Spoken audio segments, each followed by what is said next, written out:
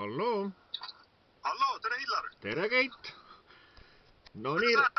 minul läheb kenasti päris, ma oodan, et sul läheb ka kenasti. No, eks ta ole aeg on küll hiline, aga täitsa okeilt läheb. Ahah, no räägime sellest homsest finaalsaatest sõnaga, et sa oled üks 3 finalistist sõnaga, et kuidas nagu siis need tunded ja asjad nagu homseks ette valmistatud on juba?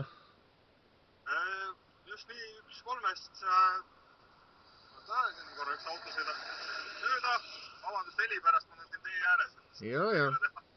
Aga tunne on selline, nagu ma arvan, et sporditreenerid tunnevad samat asja, et võib-olla kerge ootusärevus, ettevalmistused kõik on tehtud, lihtsalt näpud tuleb pöidlad pihku võtta ja anda endast.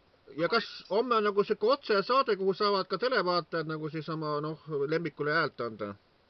Hommene saade on varasemalt küll ära lindistatud, aga häälte lugemine toimub helistamise teel. Teevad siis seda nagu kõikide teiste muusikasaadetega, et lõpuks panevad siis selle võitja klipi sinna lõppu, et näpud pihku kõik, telefonid pihku ja homme helistama. Ja kas sa oskad öelda ka, mis sinu number on?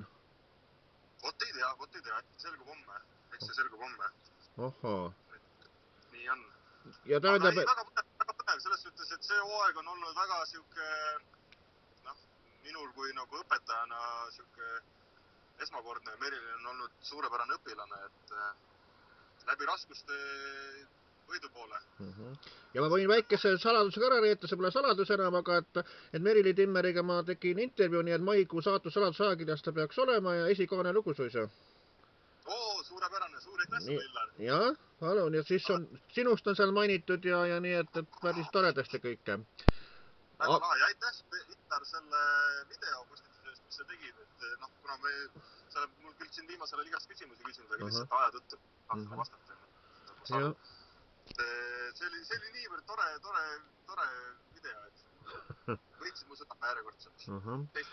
Ja kui nüüd see saade, finaal homme läbi saab sõnaga ja oletame, et Keit Eero tuleb võitjaks sõnaga, et mis siis edasi nagu siis plaanid on?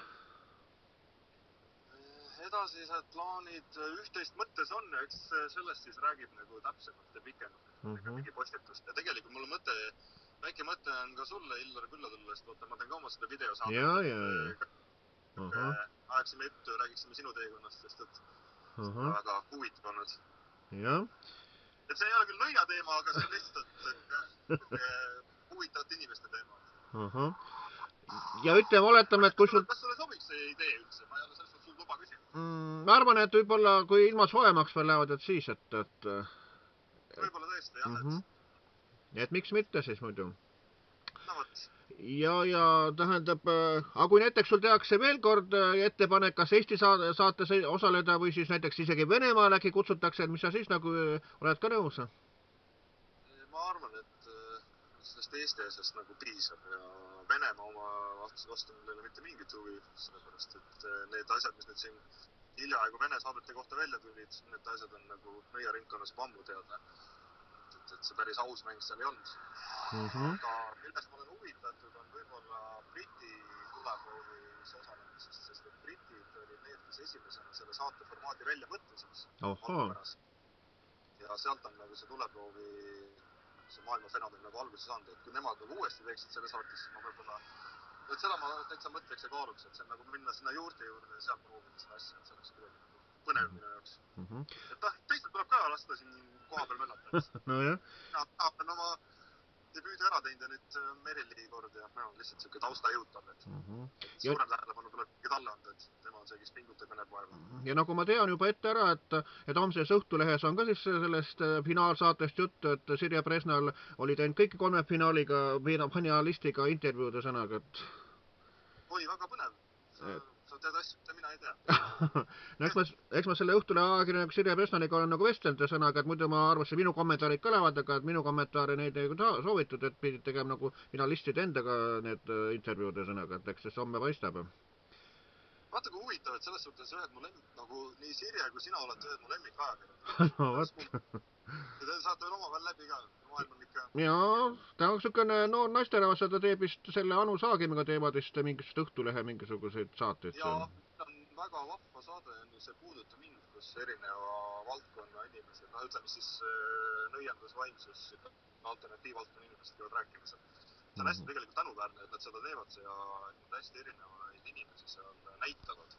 Et selle järgi oli puudus pikalt Eestis ja siis nad võtsid käsile ja teevad seda. See on senimaani, et see on hästi tore. Ma loodan, et meil on hästi palju vaatajaid. Kuidas sa suhtud üldse Eesti ajakirjandus, et kas on nii, et oled nagu nõus igaühele nagu intervjuusid andma või on ka mõni sükke, mis on nagu natukene liiga teinud, et mõtled, et sellel ma nagu anda ei taha, et üks asja ka on olnud? Nüüd ma olen valivaks muutunud. Et üldiselt on sedasi, et ma tahan oma tekstid nagu ise kirjutada. Mulle see variant väga ei meeldi, kus ajakirjanik küsib küsimusi ja pärast vormib neist kokku nagu just oma nägemusele tugineva teksti. Ma saan aru, et enamus inimestel see variant võib-olla sobib, aga mulle meeldib ise kirjutada. Ja vaata, mul ei ole olnud ühtegi negatiivset ajakirjaniku kogemust veel, et kõik, kellega mul on intervjuud olnud, Naisteleht ja see mitte ajakirja Müstika, vaid see teine. Müstilised lood või? Ei, mitte see teine. Saatussaladused. Ei, üks oli veel. See, kus igakuine ajakiri on ja siis räägivad erinevad selgeltnägijad ja nõiad. See on ka hästi. No võt, ei tule nimi meelde. No võt. Aga see ajakirjanik, kes oli tookord, see oli ka hästi tore. Mul ei ole ühtegi negatiivset kogemust, aga ma olen aru saanud, et mõistlik on valida neid inimesi, kes sulle meeldivad. Ja minu põhimõte intervjuutega sellega, et saadan kirjaliku küsimused, kirjalikult vastatakse, et selle pärast nagu midagi, et mõni asi läheb sul kahe kõrva kaudu kaduma ja sõnaga, et siis inimene täpselt vastab nii nagu on ja siis on asi korras. Ja täpselt, mõnes mõttes ju just ongi ajakirjaniku töö on neid küsimusi esitada ja inimene ise nagu vastab, et see vastus ju sisaldab peale nende sõnadega nagu tema maailmapilti. Ja mis sa nagu siis nagu homseks finaalsaateks nagu siis televaatajatele ütled? Hääletage oma lemmiku poolt, ega siin... Ja mina soovitan hääletage Keit Eero poolt. Jah, selles suhtes kõiki finaliste vaadates ei taha küll just kui nagu, seda vist ei saa viisakalt öelda, iga üks kiidab oma seda, jah, aga selles mõttes on Merili vast neist kõige rohkem tööd ja vaeva neist selle nimel, et jõuda sinna, kus ta on. Ja ta on kõige rohkem neist valmis ka inimesi vastu võtma. Et ta on kõik see eeltöö ja asi tehtud, et ta ongi nagu, ta juba peab seda ametit. Ta on selle vääriline. No selge. See ei ole nagu võrtud selle pealt, et oma õpilane, vaid on lihtsalt võrreldes teistega, ta on seda vähemalt. Nii et homme õhtul kõik siis vaatame TV3 saadet Eesti selgeltnägijad tuleproov ja vaadake need telefoninumbrid ära ja vaadake, milline on Keit Eero number ja hääletage tema poolt. Nii soovitan mina, Hillar Kohv-Piinavat ja kõik head sulle, Keit. Aitäh sulle, Hillar, alati lõbus sinuga vestelda. Kõik head, nägemist.